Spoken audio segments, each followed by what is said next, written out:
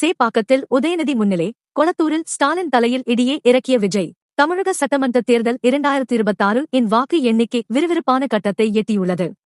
தற்போதைய நிலவரப்படி ஆளும் திமுக தரப்பில் கலவையான முடிவுகள் வந்து கொண்டிருக்கின்றன.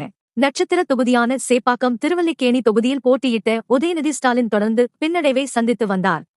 ஆரம்பத்திலிருந்தே தவேக வேட்பாளர் தனது ஆதிக்கத்தை தக்கவைத்து முன்னிலையில் பெற்று வந்தார். இந்நிலையில் சேப்பாக்கம் திருவல்லிக்கேணி தொகுதியில் உதயநிதி ஸ்டாலின் முன்னிலை பெற்று உள்ளார்.